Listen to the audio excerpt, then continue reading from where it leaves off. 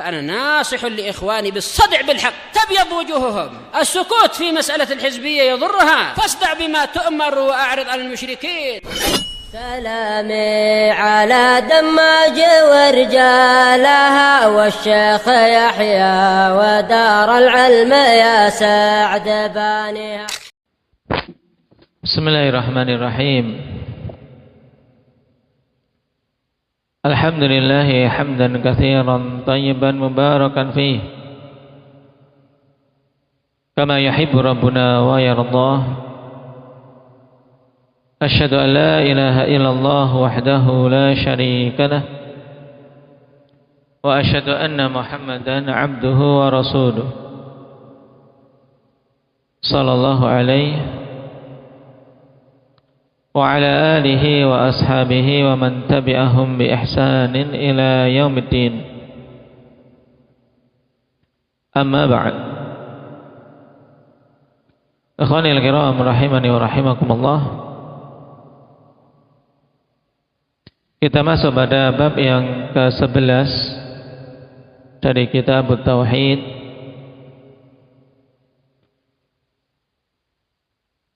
Qala al-Imam al-Mujaddid Muhammad bin Abdul Wahhab An-Najdi rahimahullahu ta'ala, babu minasyirki an-nadhru li ghairillah. Bab minasyirki ay syirkil akbar, an-nadhru li ghairillah, yaitu bernadar untuk selain Allah Subhanahu wa ta'ala.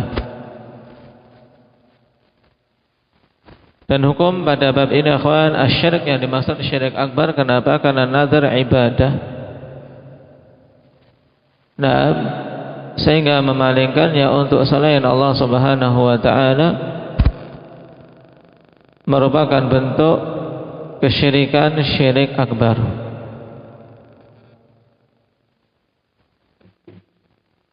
Dan nadar maknanya secara bahasa ikhwan al-ijab, yaitu menetapkan kewajiban.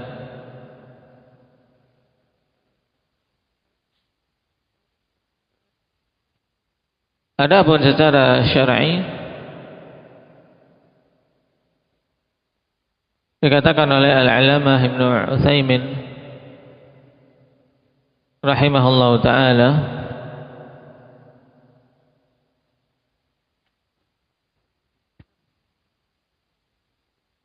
ilzamul mukallaf nafsahu lillahi syai'an ghaira wajib. Ini mudahnya, karena ijab maknanya sama dengan ilzam.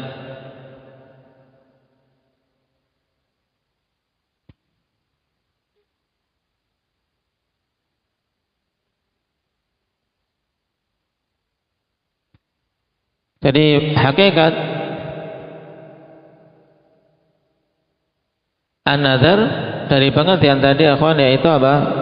Seorang mukallaf mewajibkan untuk dirinya sesuatu lillah, karena Allah Subhanahu wa ta'ala, perkara-perkara yang asalnya tidak wajib untuk dia lakukan.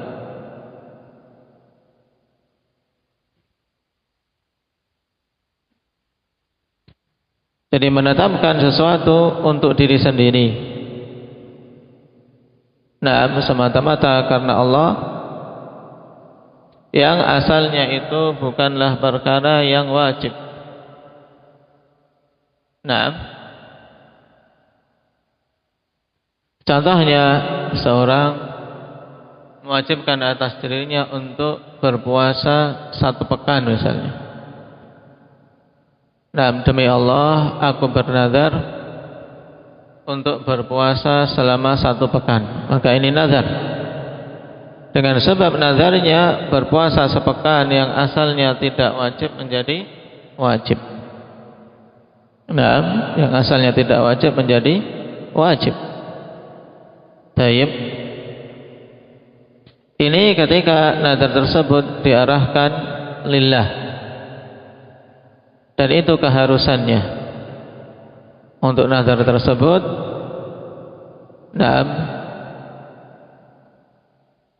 diperbolehkan. Dan terjadi khilaf akhwan tentang hukum asal seseorang mengucapkan nazar. Karena di antara jenis-jenis ibadah yang muskil ya nazar ini. Kok muskil bagaimana akhwan? Karena telah datang dalil-dalil yang menunjukkan celaan bagi mereka yang bernazar. Namun di sisi yang lain datang dalil kalau sudah terlanjur bernazar diperintahkan untuk melakukannya. Dan dipuji mereka-mereka yang konsisten dalam menunaikan nazarnya karena Allah Subhanahu wa taala semata. Makanya dalam bab ini muallif rahimahullah taala mendatangkan ayat yufuna bin nadri wa yakhafuna yawman kana syarruhu mustatira. Pujian bagi mereka-mereka yang menunaikan nazar. Mereka menunaikan nazar. Yufuna bin nazar. Wa yakhafun, dan mereka takut yauman kana syarruhu mustatira, suatu hari yang keburukannya mustatira, yaitu tersebar. Naam.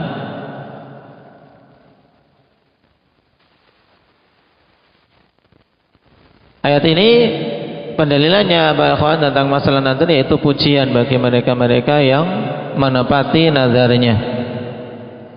Nah, dan sebenarnya di sana ada ayat yang lebih tegas tentang kewajiban untuk menepati nazar, yaitu ayat di surat Al-Hajj 29. Antum bisa tambahkan akhwan. Nah, wal yufu nuzurahum.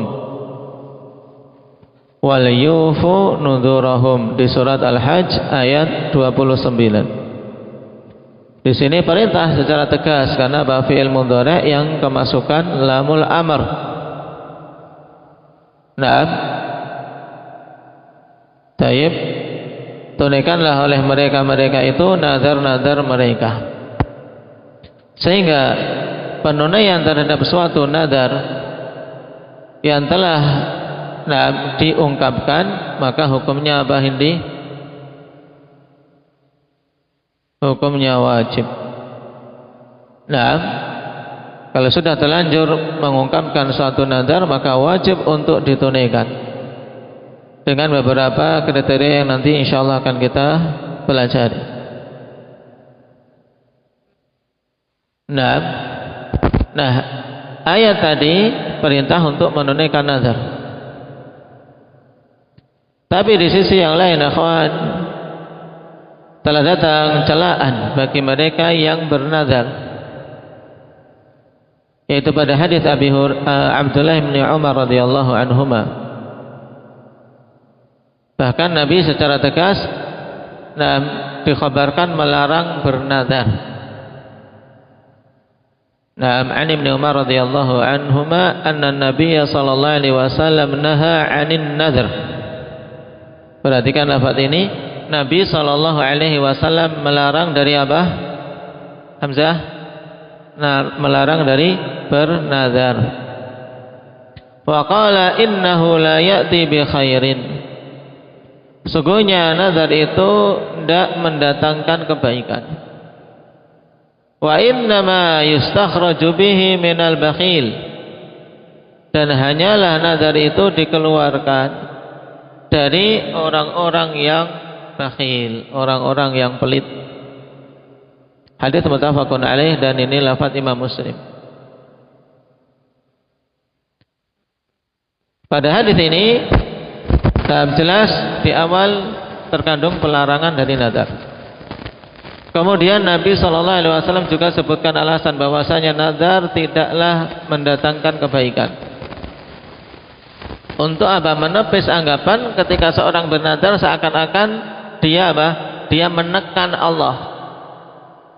Menekan Allah, memaksa Allah. Nah, sehingga sebagian orang ketika bernadar itu sebagai sebab kebutuhan atau hajatnya atau cita-citanya akan tercapai. Tidak ada hubungan sebab akibat dalam masalah itu. Karena Nabi katakan innahu la ya'ti bi khair.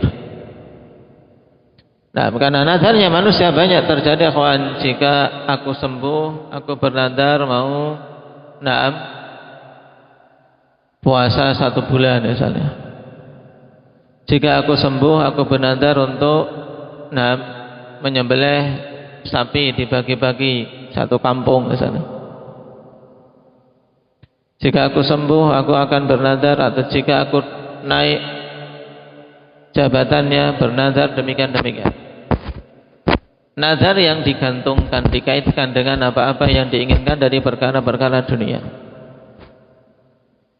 Nah, seakan-akan kan, ya Allah sembuhkan aku, kalau sembuh aku mau ibadah. Kalau tidak sembuh ya biasa-biasa saja ibadahnya. Maka di sinilah buruknya nazar. Dan Nabi SAW juga katakan, wa innama yustakhraju bihi minal bakhil. Nah, orang menunjukkan bakhil dalam ibadah. Dia baru mau bersemangat ibadah, baru mau berpuasa kalau ada sisi keuntungan yang dia dapat dengan segera, baik itu lulus sekolahnya, atau naik jabatannya, atau sembuh penyakitnya, dan seterusnya. Juga datang dalam hadis Abi Hurairah bahwasanya Nabi SAW bersabda, innahu la yaruddu minal qadar wa innama yustakhraju bihi minal bakhil, rawahu Muslim. Dalam hadis ini ada tambahan yang lain, akhwan. Kenapa kok nazar dicela? Yaitu karena nazar ataupun tidak nazar tidak akan menolak takdir. Nazar itu tidak bisa menolak takdir yang telah ditetapkan. Kalau memang dia mau mati atau memang dia tidak disembuhkan dengan sebab nazar, tidak akan sembuh. Nah, taib. Jadi pada hadis ini, hadis Ibnu Umar, kemudian hadis Abu Hurairah. Nah, padanya 3 alasan dilarangnya nazar. Setelah Nabi melarang dari nazar, alasan yang pertama karena apa? Tidak mendatangkan kebaikan. Yang kedua karena tidak dilakukan demikian kecuali dari orang yang bakhil. Dan bakhil hukumnya apa? Ya. Boleh tidak seorang bakhil? Tidak boleh. Bakhil dicela, haram. Kemudian yang ketiga dalam hadis Abi Hurairah, la yaruddu minal qadar, bahwasanya nazar itu tidak bisa menolak takdir, sehingga tidak ada faedahnya. Taib. Kemudian alasan yang keempat, ikhwan, alasan istimbati. Dari istimbat para ulama, bahwasanya dikarenakan nazar itu merupakan bentuk ilzam seseorang kepada diri sendiri yang suatu saat mungkin dia tidak mampu untuk menunaikannya sehingga menyesal. Nah, dan biasa ya kawan, banyak mereka-mereka yang dulunya bernazar kemudian akhirnya menyesal ketika tidak mampu untuk menunaikannya, sehingga bingung mencari solusi bagaimana dia keluar dari nazarnya. Taib. Nah, ini 4 illah kenapa nazar dilarang. Kemudian pelarangan ini terjadi khilaf di kalangan para ulama. Apakah pelarangan itu sifatnya tahrim, haram, ataukah pelarangan tersebut sifatnya makruh? Nah, sebagian ulama condong kepada keharamannya. Kenapa? Karena lafaz naha anin nadhr, Nabi melarang dari nadhr, dari bernadar. Taib. Tapi jumhurul ulama ikhwan menyatakan bahwasanya larangan tersebut lil karahah. Larangannya menunjukkan apa? Kemakruhan.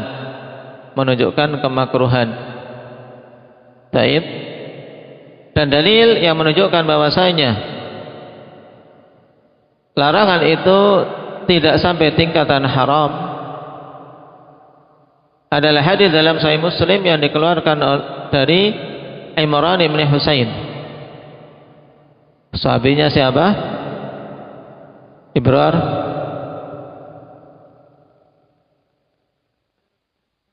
Imran bin Husain. Nah, dalam riwayat siapa? Iqbal? Muslim. Nah, bagaimana hadisnya?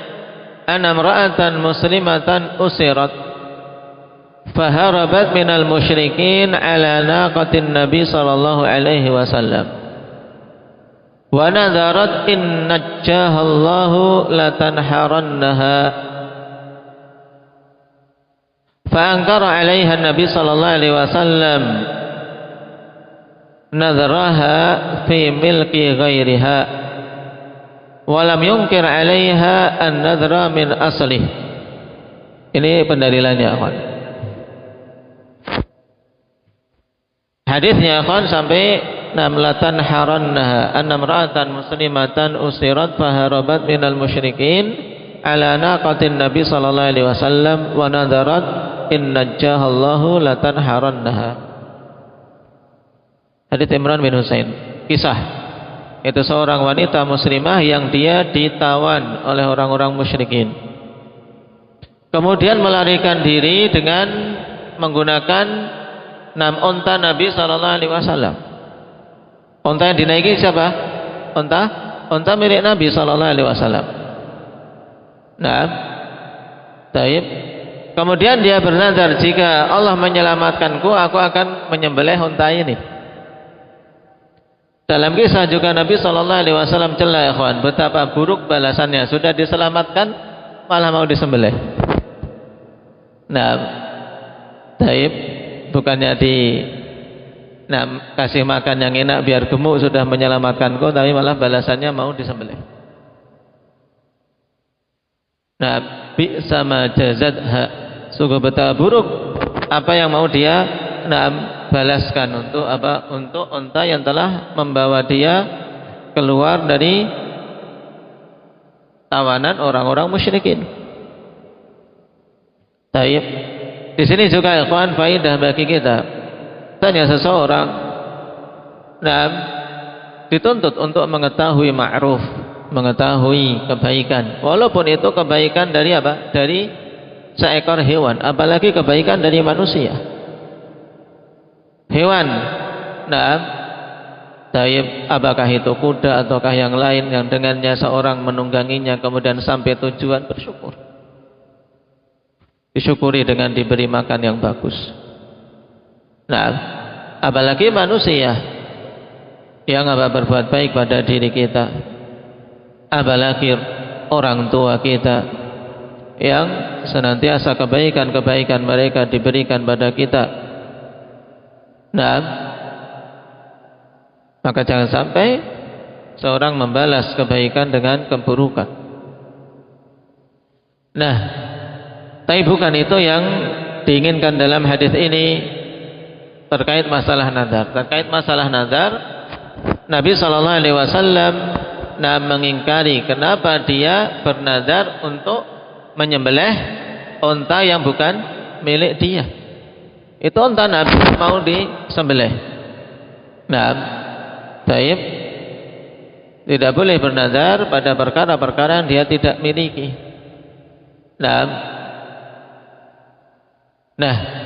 Nabi sallallahu alaihi wasallam mengingkari nazar si wanita itu karena bernazar pada sesuatu yang bukan miliknya. Tidak mengingkari nazar pada asalnya. Ini menunjukkan, akhwan, bahwasanya larangan nazar sifatnya makruh. Sifatnya makruh.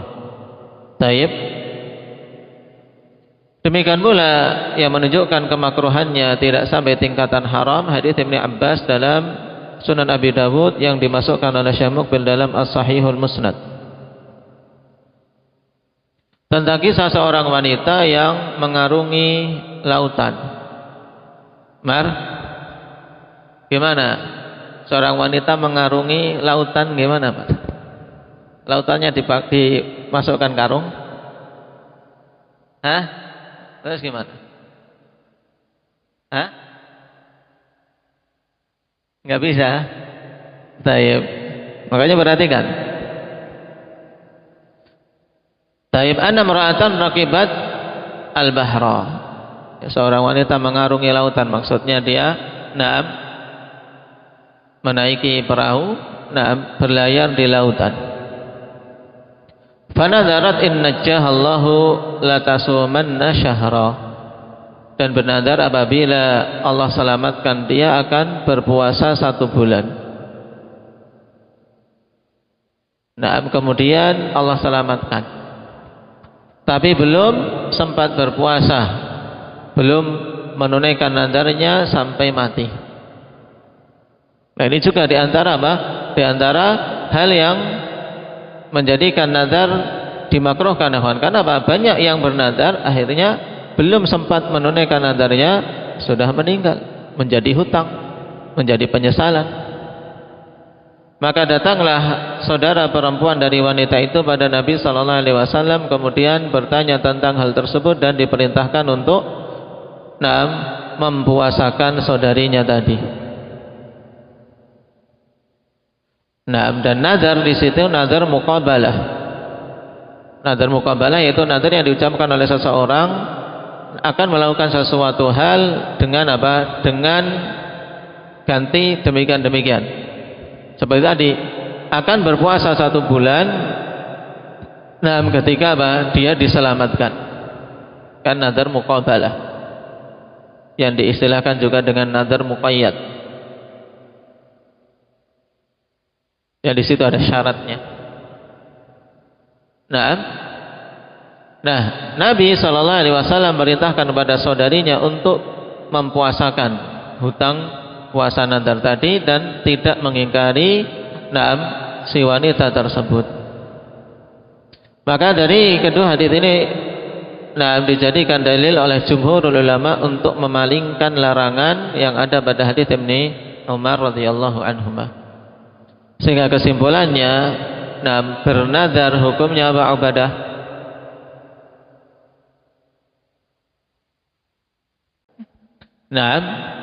Jadi bernadar hukumnya makruh. Pendapat yang rajih, dan ini pendapat siapa? Ilhan jumhurul ulama. Makruh kenapa? Karena ada larangan, kemudian ada yang memalingkan dari hukum asal larangan makruh. Hadis tadi hadis Ibnu Abbas dan hadis Imran bin Husain. Tapi kalau sudah terlanjur bernadar, kawan, maka dia apa Faiz? Wajib menunaikan. Baik. Dan ini iskal. Makanya ditegaskan oleh sebagian para ulama, memang ibadah yang muskil dari sisi penerapan kaidah kawan ya nazar ini. Karena apa? Karena kita ketahui pengertian ibadah apa? Pengertian ibadah Indaka Hudzaifah masih ingat yang dikatakan oleh Syekhul Islam Ibnu Taimiyah rahimahullah,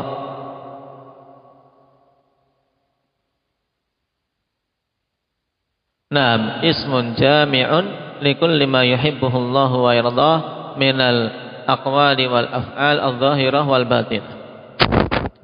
Suatu penamaan yang mencakup segala sesuatu yang Allah cintai dan ridhai, baik berupa perkataan maupun perbuatan yang zahir maupun yang batin.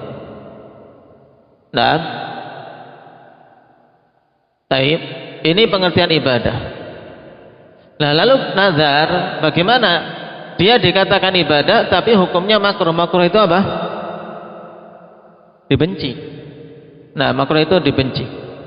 Maka para ulama menerangkan akhwan, sisi masuknya nazar ke dalam jenis ibadah dikarenakan terkandung padanya ta'zimun lillah, pengagungan kepada Allah. Karena apa?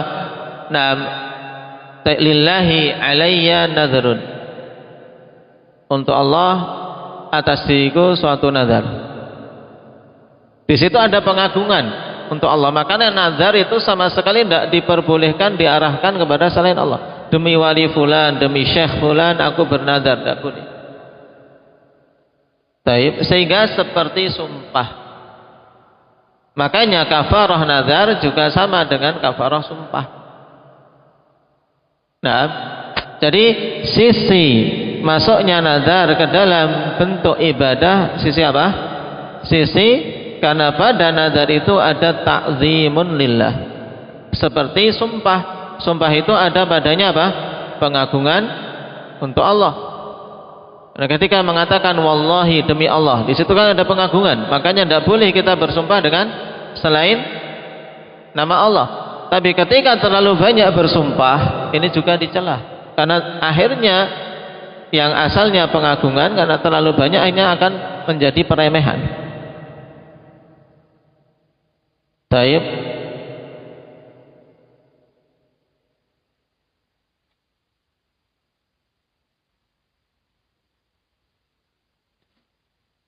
Dan dikarenakan ada beberapa hal dari ilah-ilah yang disebutkan di depan, nah, menjadikan apa? Menjadikan nazar dimakruhkan. Dimakruhkan, yaitu dari sisi apa? Memberat-beratkan diri. Syariat sudah lengkap. Untuk apa memberat-beratkan diri dengan menambah suatu ibadah yang apa? Yang tidak diwajibkan pada asalnya. Seorang ketika bercita-cita dengan sesuatu, cukup dia mohon pada Allah, ya Allah, berikan kesembuhan kepadaku. Tidak perlu kemudian seakan-akan mau memaksa Allah, ya Allah, berikan kesembuhan kepadaku. Jika sembuh, aku bernazar mau sedekah 1 juta. Nah, kalau tidak sembuh, tidak mau sedekah. Ini menunjukkan apa? Sisi bahwasanya nazar tidak keluar dari seseorang kecuali seorang yang bakhil. Mau ibadah juga, ya Allah, jika aku naik pangkat, nah, aku mau puasa sepekan penuh. Menunjukkan ibadah dia ibadah seorang yang bakhil. Kalau tidak ada keuntungan duniawi, dia malas mau puasa. Nah, dari sisi ini makruh, dibenci yang demikian.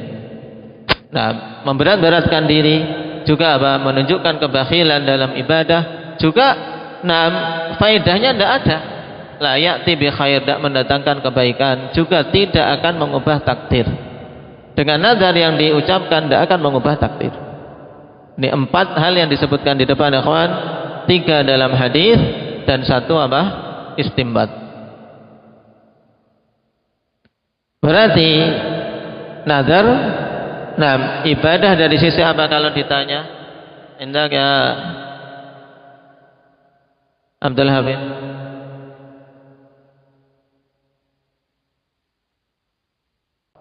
Nah, masuk dalam jenis ibadah dari sisi ta'zimun lillah, pengagungan kepada Allah, seperti pada permasalahan sumpah.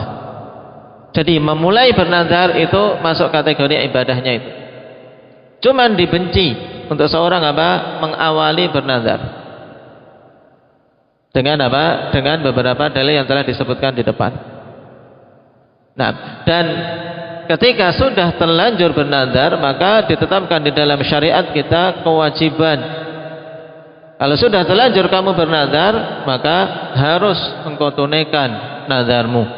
Jangan diremehkan, jangan disia-siakan. Nah, makanya ketika seorang konsisten dalam pengagungannya kepada Allah, kemudian terlanjur bernazar, dia tunaikan, maka ini dipuji. Sebagaimana dalam ayat yufuna bin nadri wa yakhafuna yawman kana syarruhu mustatirah. Nah, taib. Kemudian pada ayat setelahnya Allah Subhanahu wa taala katakan wa ma anfaqtum min nafaqatin aw nadartum min nadrin fa innallaha ya'lamuh. Apa saja yang telah kalian infakkan berupa infak, dan apa saja yang kalian nadarkan berupa nazar, maka sungguhnya Allah Subhanahu wa taala mengetahuinya. Nah, konteks yang seperti ini, akhwanifillah, terkandung padanya apa? Ketika ditegaskan kamu infakkan, Allah Maha tahu, sehingga tidak perlu ragu, tidak perlu seseorang merasa khawatir walaupun tidak ditulis tetap akan dicatat di sisi Allah. Tidak ditulis di buku catatan infak, tidak ditulis namanya, tapi Allahu ya'lamu, Allah Maha mengetahui. Mesti akan mendapatkan pahala ketika ikhlas. Taib. Dan kaidah ikhwan, sebagaimana ditegaskan oleh Syekh Ibnu Utsaimin, bagus untuk kalian tambahkan, ta'liqus syai' bi ilmillahi dalilun ala annahu mahallu jaza. Ta'liqus syai' bi ilmillah dalilun ala annahu mahallu jaza, yaitu mengaitkan sesuatu dengan ilmu Allah. Ini merupakan dalil bahwasanya itu adalah suatu perkara yang akan dapat balasan ketika dikaitkan dengan ilmu Allah. Karena apa? Karena tidak ada faedahnya pengkhabaran dengan ilmu Allah kecuali apa? Kecuali untuk menetapkan adanya balasan. Sebab pada asalnya semuanya Allah mengetahui. Tapi ketika ditegaskan wa ma anfaqtum min nafaqatin aw nadartum min nadrin fa innallaha ya'lamu, sungguhnya Allah Maha mengetahuinya. Maksudnya ketika Allah tahu mesti akan dibalas. Infak kalian besar ataupun kecil mesti akan mendapatkan balasan dari Allah. Demikian pula nadar kalian ketika ditunaikan maka akan mendapatkan balasan dari Allah Subhanahu wa taala. Taib.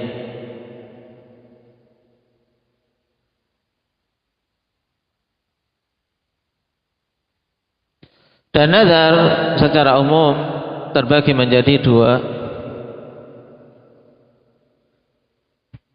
Nazarun mutlak dan nazarun muqayyad. Apa yang pertama tadi, Raihan? Nazar mutlak. Nazar mutlak itu bagaimana, kawan? Nazar mutlak alladzi yakunu an ghairi syartin, yaitu nazar yang tidak ada syarat embel-embelnya sama sekali. Seperti misalnya seorang mewajibkan atas dirinya ibadah begitu saja, yang asalnya tidak wajib. Misalnya seorang mengatakan lillahi alayya an asuma usbu'an, lillahi alayya an asuma usbu'an misalnya. Untuk Allah atasku kewajiban bernadar, atau untuk Allah aku bernadar untuk berpuasa 1 bulan. Tidak ada kaitan apa-apa. Tidak dikaitkan dengan dapat rezeki atau kesembuhan atau naik pangkat atau kelulusan. Tidak. Namanya nazar apa? Mutlak. Tidak ada kaitannya dengan apa-apa. Intinya aku bernadar mau puasa 1 pekan untuk Allah. Taib. Nazar mutlak ini masih mending, ikhwan. Kenapa? Karena tidak terlalu menunjukkan kebakhilan. Tapi tadi ada sisi, tetap ada sisi apa? Sisi yang menjadikannya makruh. Kenapa? Karena mewajibkan, memberat-beratkan diri dengan sesuatu yang tidak diwajibkan. Ya mungkin setelah itu dia tidak akan mampu. Kemudian yang kedua, nazarun muqayyad. Nazar muqayyad. Muqayyad itu dikaitkan. Dikaitkan dengan apa? Dikaitkan dengan syarat. Alladzi yakunu bi syartin, yaitu nazar yang dikaitkan dengan suatu syarat. Dia bernazar tapi dengan syarat. Seperti contoh-contoh di depan tadi. Insyafallahu maridi fa alayya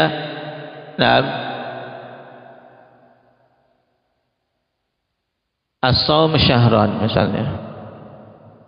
Jika Allah menyembuhkan sakitku, maka wajib atasku untuk puasa sebulan. Maka ini nazar muqayyad. Dan kebanyakan orang bernazar biasanya apa? Yang terjadi adalah nazar muqayyad.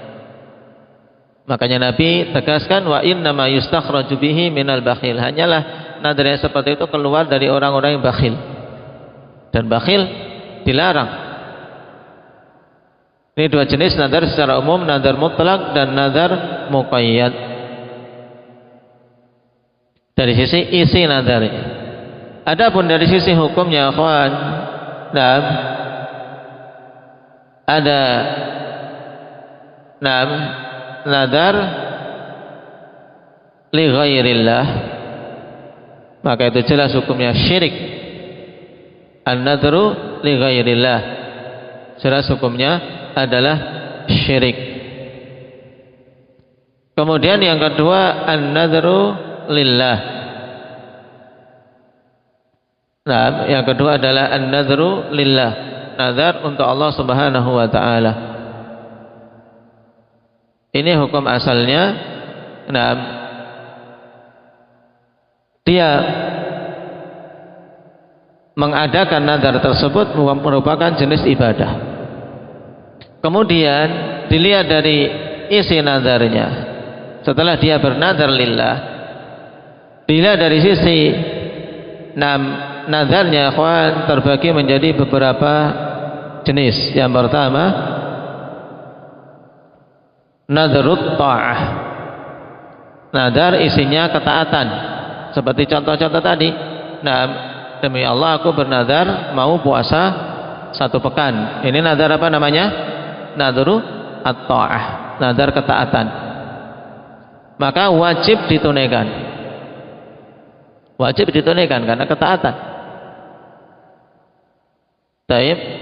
Ketika dia tidak menunaikannya, maka wajib membayar kafarah. Yang kedua, nadrul mubah.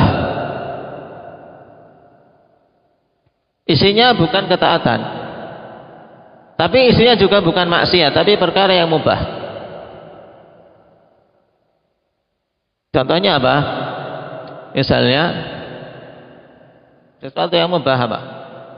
Nah, aku bernazar untuk Allah jika sembuh, mau makan sate 5 piring. Makan, tapi sesuatu yang apa? Yang mubah. Baik. Maka ini juga nazar mubah, akhwan, wajib ditunaikan.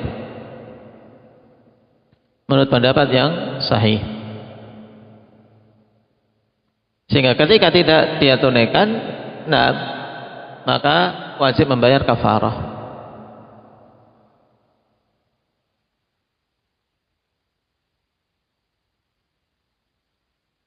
Kemudian jenis yang ketiga, nadrul makruh. Nazar yang isinya sesuatu yang makruh.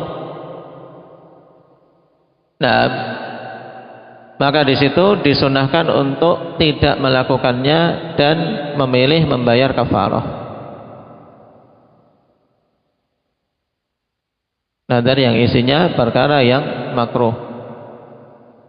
Contohnya apa? Kasih misalnya.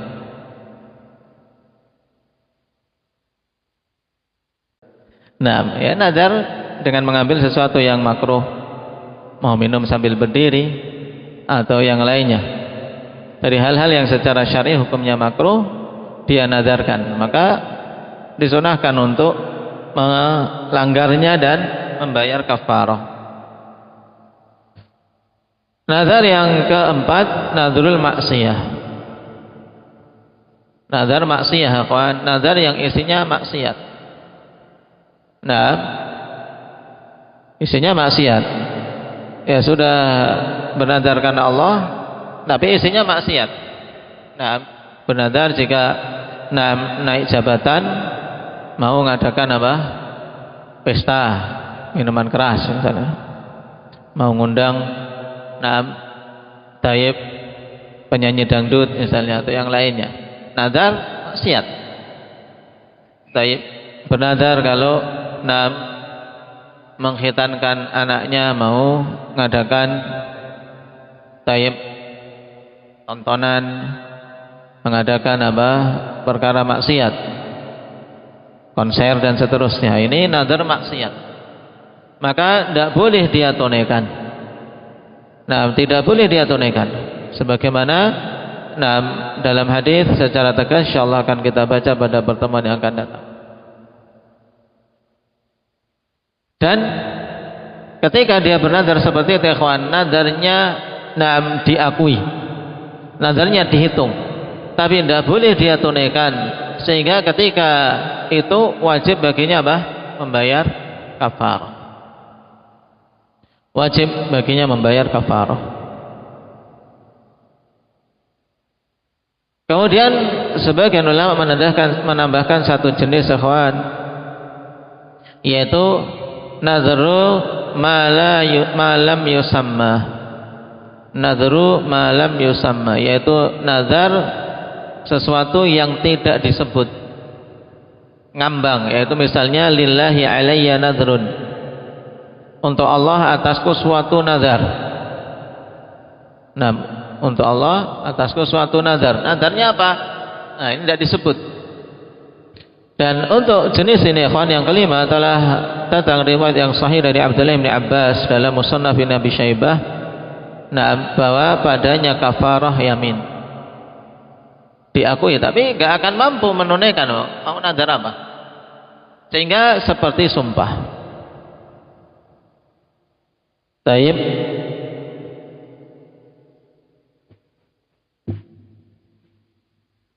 Nah, pada keempat atau kelima nazar tadi, ikhwan, berarti semuanya, ikhwan, ketika telah terlanjur bernazar dengan nazar lillah, dan dilihat dari isi nazarnya terbagi jadi apa? Jadi 5 perkara tadi. Kalau sudah terlanjur bernazar, berarti apa? Diakui nazarnya, dan yang diperintahkan untuk ditunaikan kalau isinya apa? Ketaatan. Kalau isinya ketaatan, diperintahkan untuk betul-betul ditunaikan karena ketaatan. Nah, ketika tidak menunaikannya,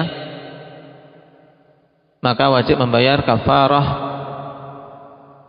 Dan tidak menunaikannya tersebut, nah, tentunya apa? Dituntut ketika ada uzur, karena dia sudah terlanjur nazar. Adapun untuk yang nazar makruh dan maksiyah, maka nah, syariat mendorong untuk tidak menunaikannya, bahkan maksiat dilarang untuk ditunaikan, dan tetap wajib membayar kafarah yamin, kafarah sumpah. Dalilnya, ikhwan, bahwasanya pembayaran kafarah nazar adalah kafarah sumpah, hadis Uqbah bin Amir dalam Sahih Muslim. Kafaratun nadri kafaratul yamin.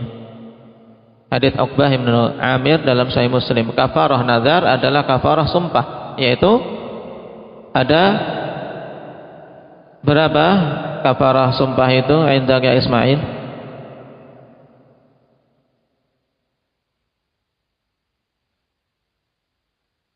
Yang pertama, pilihan pertama ada 3 opsi.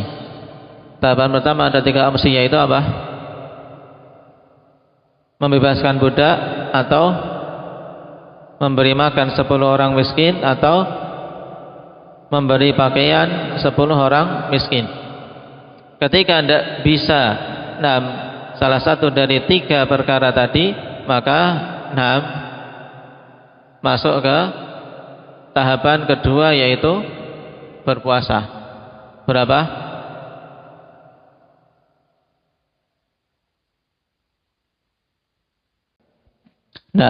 Saum salah satu ayam. Puasa 3 hari. Itu kafarah sumpah. Taib.